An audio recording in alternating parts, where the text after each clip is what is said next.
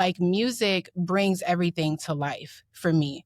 Yeah. And I think that teaching kids that and just sharing that world, maybe not teaching them like this is something that you have to abide by, you have to go by, but just giving them that kind of freedom and creativity to explore their emotions, explore what that feels like, or how that correlates with sound is just it's just a really helpful tool. In a world that often pulls us apart, More in Common brings us back to what matters.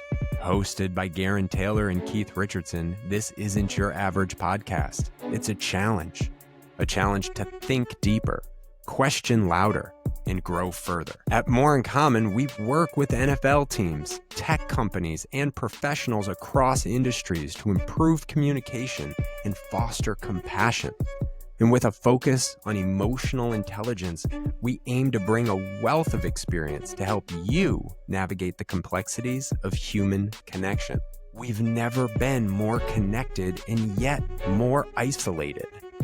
We want to explore the roots of that tension and offer a way back to what we all need: real human connection. Enjoy the show.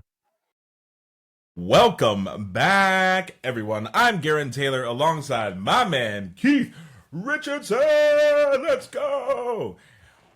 And we got a guest this week. So happy, so excited to have my dear longtime friend joining us on the show, Alex Shye Harrell of the More in Common podcast.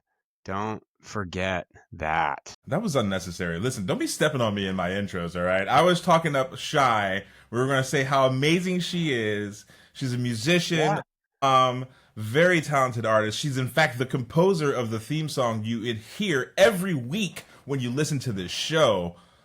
Very, very talented person. Happy to have you. Hi, Shye. How's it going? Nice. Hi, I'm so happy to be here. It's going good. It's going good. I'm feeling really good. I'm just so happy to be here. I know I've said that already, and I'm a little nervous. Yeah, but here we go. But that's okay. Relax. We're all homies. We actually do go way back. In Long Beach, many moons ago, we were in the music scene, hanging out together, doing some work. And so now it's really nice to reconnect on this format and show and be able to talk to you again. Absolutely. And you were recently involved in a contest about supermom. Tell us a little bit about that. And how I was. The supermom competition, it was something that kept showing up in my emails, and I'm like, okay, it's just like something that could be a thing or could not be a thing. You never know with these emails, spammy sometimes. But it kind of woke me up out of my sleep one night, was like, you need to go fill out this, you need to go fill out the paperwork to be a part of this. And so I did. And the first couple weeks, I was first place. I kept advancing forward. And I was like, okay, this is like going somewhere. And then I started really paying attention to it. And I'm learning that, one, all the donations and proceeds went to help Children's Miracle Network. So with that, it's helping hospitals, it's helping kids, and I'm all for that. So I'm like, okay, let's continue forward with this. If I had won, it would have been a $20,000 cash prize. It would have been a trip to Napa and all of these different things. And most importantly for me, we would be featured in Women's World magazine. And I wanted to use that platform to talk about music and mindfulness, which is a program that I created for kids, to just bring more awareness to mental health, to music, bringing music back into the schools. And I got to the quarterfinals of the competition, and during that final week, it was so cool. I got second place in the quarterfinals of a national competition. There was like over 100,000 people that were part of this. So for me, that was a win. And it was a win because it challenged me and pushed me to get out into my community a little bit more and actually network with people, like just different Black-owned businesses, different businesses, period, in my community, to share with them what I was working on, to support their business. It was just a cool experience just all around. So that was that. I'm going for the title next year, but it was great. Thank you. Well, that was one of the reasons why we wanted to invite you onto the show, too. I mean, we literally were just talking about mindfulness and how mindfulness works. And then I saw your post and I was like, that's like right up our alley. We need to get Alex right now. Yes. Thank you so much. So tell us, what was the impetus for you to start the music and mindfulness program? That you said you'd worked in schools, you work with kids, you bring like your Yeah. instruments, you help them learn about music, and tell us more about what was the drive for you to start it and what it's like. The drive for me to start, I have 3 children, as we kind of brought up already, but after my first child, Zara, in 2018, I went through a very, very dark postpartum depression. And it's something that it's not necessarily talked about. I think in the depths that it should be, there's not enough awareness. And when I was seeking help during that time, I was always met with, well, you just had a baby, right? Oh, no, it's normal. It's normal. It's fine. And when you're not okay and someone's telling you you're normal, that kind of puts you in a deeper shell of, okay, well, I'm kind of actually alone in this, even though there's millions of women battling with that every single day.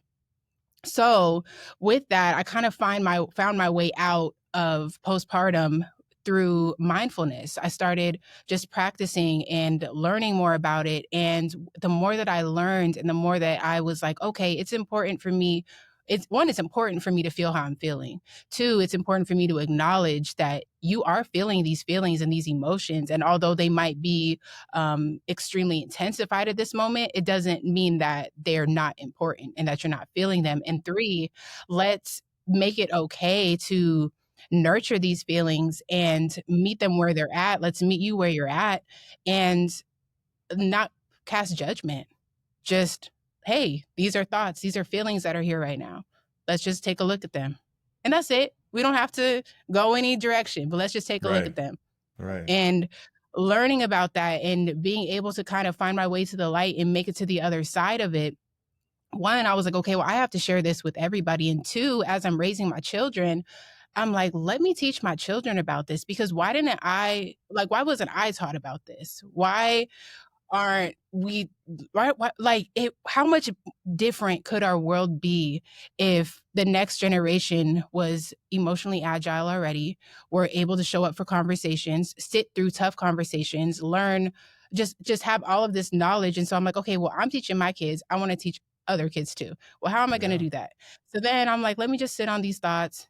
And literally, I woke up out of my sleep, y'all, and it was like music and mindfulness. It was like a big giant whisper in my ear. And I was just like, what? It's like music and mindfulness. And it was like 2 a.m. and I sat up and I could It's have like in the used that movies where you moment. just To go back and epiphany out of yo, sleep. yo, I'm not even joking. That's like the realest thing. That's the only way I can Got it. describe this. It was, I swear, yo, I swear. It was like, okay, let me make the blueprint. And I just sat and I just wrote everything that came to me. And by the end of it, I had this whole program just built out. And I was like, well, I'm going to correlate music and mindfulness. And how do musicians portray emotion through sound? How can I bring that into the classroom? And so I got so fortunate to work with school STEM Prep Elementary, and their director of expanded learning gave me my first real like chance at it in the schools. His name is Nick Orlando. Shout out to Nick Orlando, the goat. And bringing it into these classrooms, man, I just watching the kids light up, one, just hearing the violin period, they were like, oh my gosh, what is happening? And like we do a exercise where we talk about fish in a pond, and each of the fish represents an emotion. So here comes our angry fish swimming by. What does our angry fish sound like? And then I just go off on the violin. I just play something crazy, and the kids' Yes. eyes open up and they're like, oh, I'm like, what other fish might be in our ponds? What other emotions might we be feeling? And now we have a sad fish, an anxious fish. And just to hear all of the different kids and the different age groups, you would be so surprised at the wave of emotions that they all feel. And I'm talking second graders, third graders talking about depression. I'm talking about first graders talking about anxiety, things that at that age, I was either happy or sad, bro. Like Yeah, yeah, yeah. I didn't know how There's not a lot to, of nuance. correlate Yeah. each one. Right. So yeah, that's music and mindfulness. That's kind of how it came about. And yeah, I kind of went And on a if you little can, ramble. go That. back a little bit about your journey through the postpartum part, and like what were the Yeah. tools kind of that you found? Because I definitely hear this a lot from a lot of women. I know a lot of women that also work in this area, because there is a lot of like, it's just normal, you'll be fine, Yeah. but not Yeah. actually like, applying tools therein to help you manage it as you Exactly. go. So what were the tools that you found worked for you? Stillness. And that sounds crazy with a newborn. It's like, when do I have a chance to be still? But just really being intentional with being still. Even while you're breastfeeding your baby, just be still, close your eyes, take deep breaths, connect in that moment. When being intentional with my movement, being intentional with, okay, I don't need you to think about anything else right now, but feeding your baby. Don't think about anything else. Nothing else matters right now. I don't want you to think about anything else in this moment other than brushing your teeth. Because when I tell you, like, at my experience, and I'm sure other women hearing this, like, you'll skip steps. Like, sometimes I will turn around and look, and I have a whole sink full of dishes just done, and I don't remember doing them because I wasn't even present doing them. There's just so many different aspects of postpartum depression and just postpartum things that happen that, again, I don't think we talk enough about. And what you were saying is like, we aren't given the tools. It's like, oh, this will pass. Okay, but how? Like, what can I do to be actively doing something to help that emotion pass or to help that thing? And it's, yeah. So, yeah. Like, I think it's really important to emphasize this point that you made, because it is such a default nature, socialized in nature for us. I'm very careful. I don't want to just say it's it's natural for us to do it. No, this is a socialized element. It'll be okay. It's normal. Mhm. You said it. When you're in it, fuck normal. Like, that's Yeah. not helpful, right? And to your point, I think it's really just so important to emphasize, because we talk about this in the check-in, and we talk about like allowing people to just experience their emotions without having to create some sort of it's okay environment. We'll Mhm. talk about this more with kids later, but like, that sentiment of, oh, it's okay, you'll be fine, is so isolating.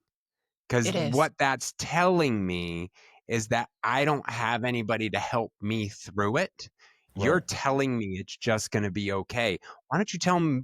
Why don't you let me experience it, and then when I'm ready, I want to know how you got through it, Mhm. versus just telling me, yeah, you'll get there. It'll be good. Yeah. You'll be Yeah. fine. Mhm. And there are places for that. Sometimes it's like, I cannot tell you what it's like to be sleep deprived. You Mhm. literally just have to have a child, right? Like, Yeah. I can't prepare Yeah. you for that. Just Yeah. just know it's going to happen, and you got to figure that one out, kind of thing, right? Mhm. But to Mhm. just say it's going to be okay is so isolating. So I really appreciate you sharing that, because I just think it's so important to emphasize, like, saying those things leads to mental and emotional struggles for other people when Mhm. you think you're actually being helpful, and it's Yes. wildly unhelpful. So, But that, Yeah. as we mentioned earlier too, oh, you have a question there, Keith? yeah, I do have a question, but if you have a question, or if I, Shye has a I've got comment, like, I got a ton of questions, but go ahead, drop your like question in there. I would love to. One of the things that I think is so interesting about mindfulness, pivoting back to that, is that oftentimes it's framed with meditation. Look, Mhm. big fan of meditation. We talked to a guy a long time ago, back in the previous iteration, about using improv as a form of mindfulness. Like, Mm. there are different access points to it. I'm curious to understand how music enables it for you. Music enables it for me because I speak and I feel through sound. I don't, and I know maybe a few people understand when I say this, and sometimes I feel, I don't know, I'm just gonna say how it makes me feel. But when people ask me, okay, well, what happened, or what feeling do you feel? Like, example, like I pinched a nerve in my back, like a few months ago, and when that happened, it was like, okay, well, what does that feel like? And I was like, well, it feels like, and I remember Juice was like, what? It feels like what? And I'm like, it feels like, and I was like, I don't know how to describe the feeling, but like, I know the sound that I hear, and like, I feel that sound. And he was like, okay. And then I shared it with my cousin, and she was like, okay, no, I kind of understand what you're saying. And I realized that that's actually how I maneuver through life a lot. When I talk about feelings, I do correlate it to sounds. And even when I talk to my kids, I correlate things to sound. And I think that it's important, what I share with the kids too about music and emotions is, it helps to, when we watch movies, right? I'm like, you can tell by what sounds and what music they're playing right before something crazy is about to happen, right? You imagine watching a movie with no sound whatsoever, and you're only getting that visual. Like, music brings everything to life for me. Yeah. And I think that teaching kids that, and just sharing that world, maybe not teaching them like this is something that you have to abide by, you have to go by, but just giving them that kind of freedom and creativity to explore their emotions, explore what that feels like, or how that correlates with sound, is just, it's just a really helpful tool.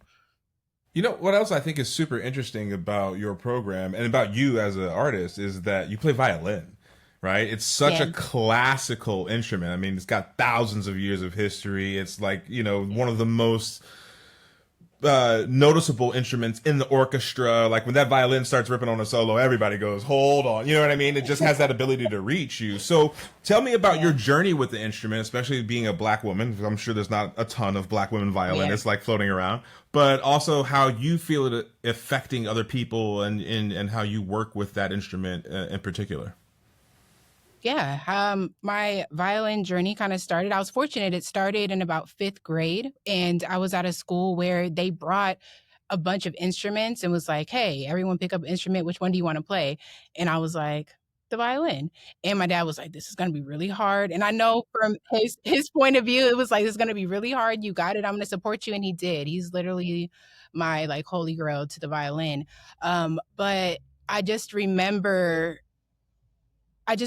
how it made me feel. I really cannot like describe it in words, just through sound, guys. But I can really just I The really rest of this can't like podcast is this. just No, going no, to be I want to hear it. I want to hear it now. What was it like? Ah, was it like choir angels? What was the sound that the violin made for It you? was it was, I'm not, don't do me like that, Garen. I'm not here to entertain that, okay? What I am here to say is that through the years, I actually, as a Black girl, it's interesting. A lot of people might say, because I started with a bluegrass teacher. So my first private instruction, and really only private instruction, was through bluegrass.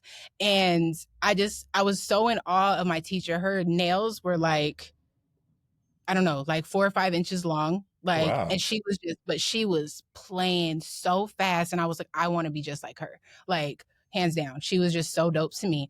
And I learned how to play bluegrass. I would go to different country festivals, and I would be always the only Black girl there, the only Black girl playing her violin. And over time, like, that never actually bothered me. And I never actually started paying attention to it until high school, of course, when people started bringing it to my attention. Like, you're a Black girl who plays violin. That's weird.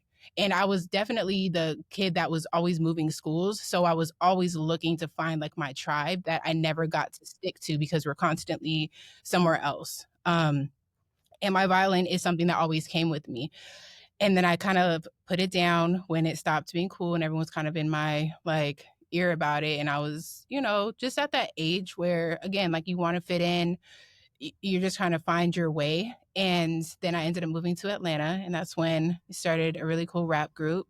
And I was like, okay, rapping is my profession. I'm going to be a superstar rapper and all the things. I ended up moving back to California. And this is kind of around the time that we linked up, and we were all making music, we were producing. Like, there was just so much music surrounded. And it kind of really inspired me to be like, man, I don't need to pick up my violin again. And this is when I was a part of At Play Entertainment. And I think that that was when I went on stage and I brought my violin back out. I rapped and then I brought my violin back out. And bringing my violin out at that show, I was like, why have I not done this before? And people were like, what, you think you're going to rap and play the violin? I was like, yo, yes, I am. I don't know what that's going to do for the world, but it's doing something for me and I'm here for it. And I just kind of built from there. And I just love it. Like you can just do so much with the violin. There's just so many different sounds that you can create. As weird as it sounds, like I can play classical, but it's not my favorite genre. Like Mm-hmm. it doesn't resonate with me. Mm-hmm. It just doesn't. It doesn't do something for my soul. Like certain like Vivaldi, I will play, but outside of that, it's like this. They didn't make this for me. You know? I mean, I think just to be that. real, like that might be like the core root. Like this wasn't created for me to play. Yeah. I think that, and I think it's important. I think people do have connections with, you know, the voice of certain artists or composers, like the rhythms that they experience, that they're expressing, often come out toward the listener in a way, right? Like it's why you dig on certain artists and why you don't dig on other artists even now today. Like Yeah. it's just their vibes don't align with. This wasn't written for me, like you said, you know. But I hope there's video of you at 13 getting down at a goddamn bluegrass hoedown because I I gotta would find love to there, see there's that. gotta be. For sure. Okay, yeah. Gotta out there. I'll have to We'll pull it out start. the We'll Yeah, archives. start get that to me and I'll digging the slide it internet. into the show. See if it's there. Hey, G, question. Do you when Shye says that she feels through music, right? Like does that resonate with you? Like do you because you're a music guy, like music's a big part of your life. Does that resonate to you? Yeah, I mean, look, that's like I said, how we met. You know, that At Play show was one of the shows that we put on and with a bunch of artists back in the day, and I absolutely identify through that. Like, music is the soundtrack of my life. Either it's in my head or it's literally playing.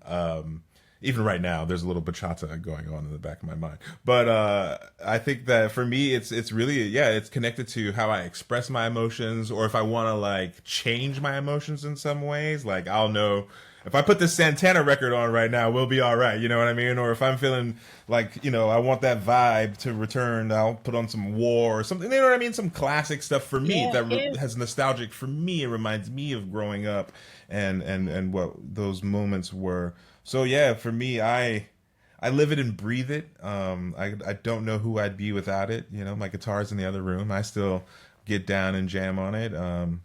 And I think that it's very personal. The journey, I think, with humans in music, obviously, I think is we invented it for a reason. Humans did, but I do think I that would argue we discovered it. that's fair. That's a fair argument that we discovered it as opposed to invented. I mean, when it gets complicated, right? Like I think we discovered rhythm, like from the world, right? Like the beat of the drum has a lot to do with the rhythm of the world. But like when you start putting chords on it and pianos, and it gets a little more, gets a little more technical. Yeah. I like that we're just dropping composers, classical composers. This is a very erudite episode of the More in Common podcast. Thank you for indulging my question to take a little attention off of Shye. But back to you, Shye.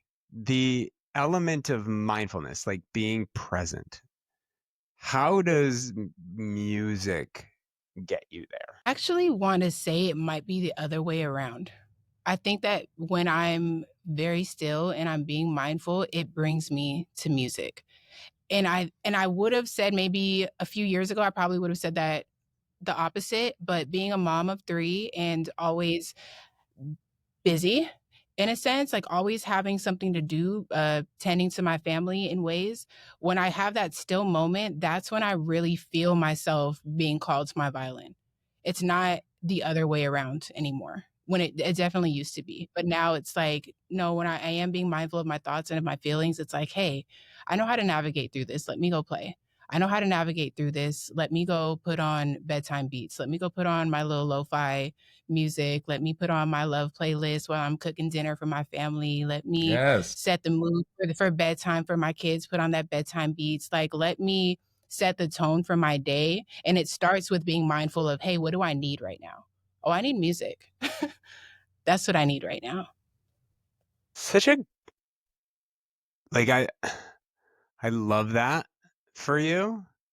Um, You're making me and curious, Keith. Now I want to know what your relationship to music is. You're yeah, doing this face no, where you're like, I have no idea what they're talking about. no idea what they're talking about.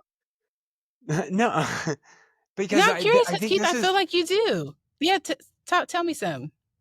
What's up, yeah. Keith? So I think this is the nature of like connecting and finding our ways to connecting to present moment, right? Like being here, being in this thing of life, and we all have different things that lock us in.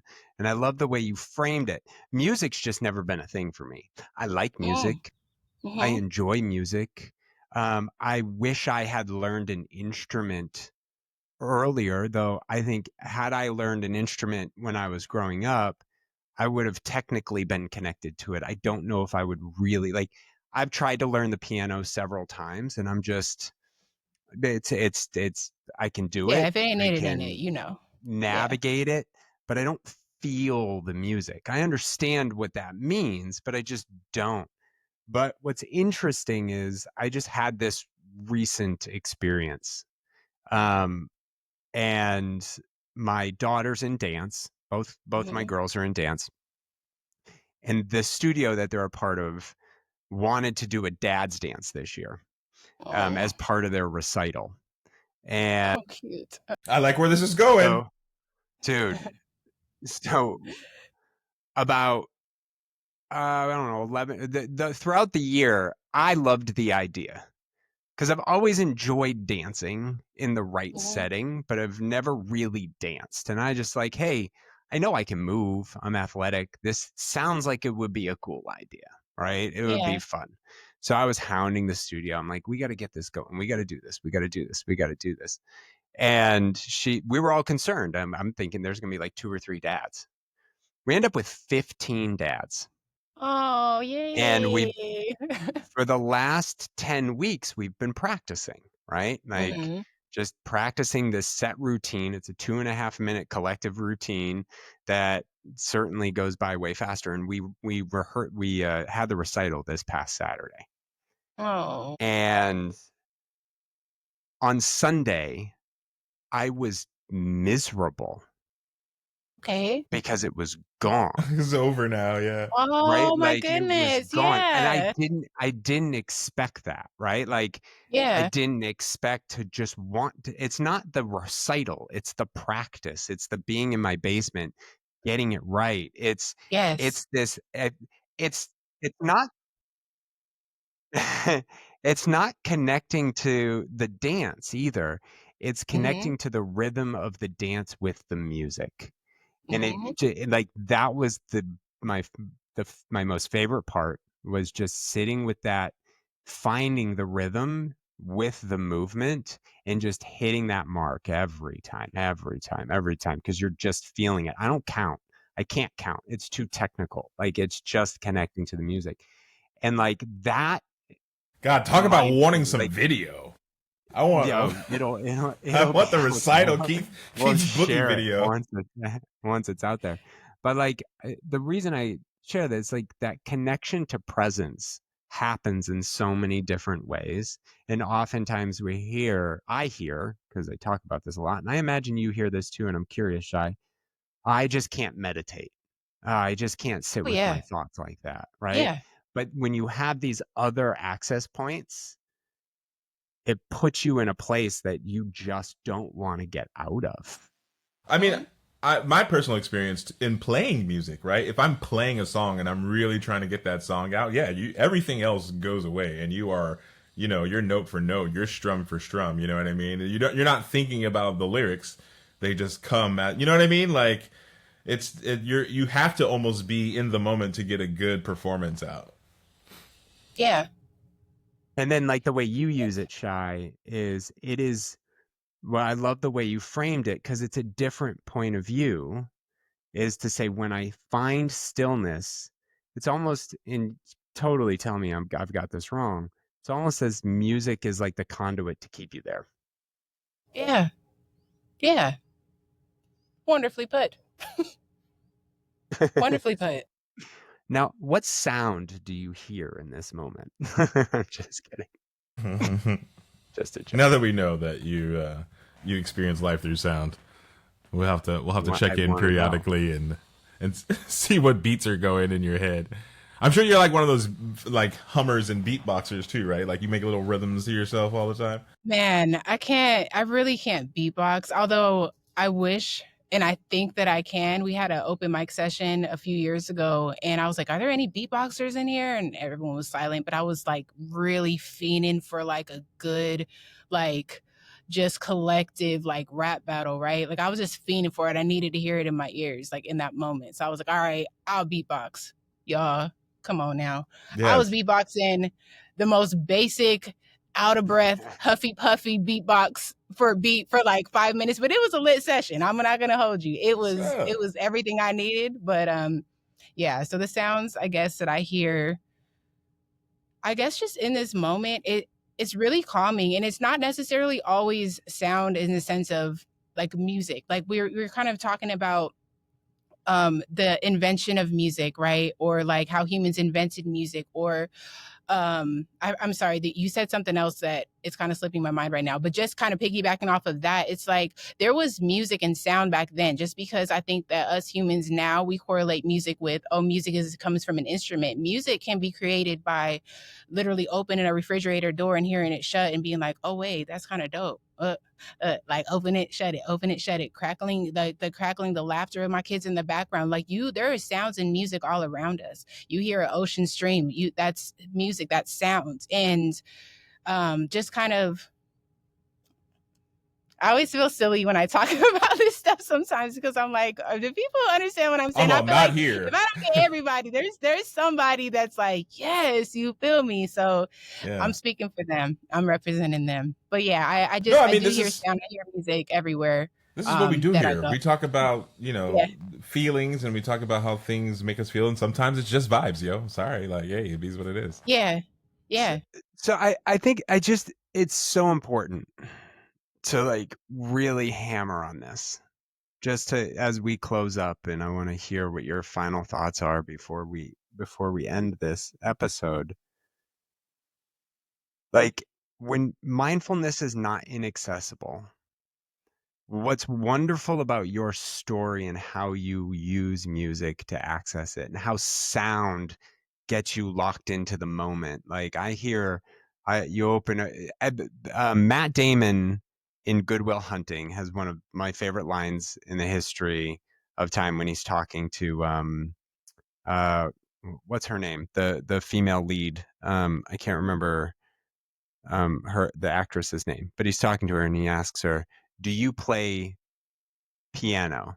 And she says, no, why, do you? And he goes, no, when I see a piano, I see a box with some keys and some pedals. But when I look at math, I see a symphony, right? Like the Mm, way we access the opportunity to access mindfulness is not just in meditation.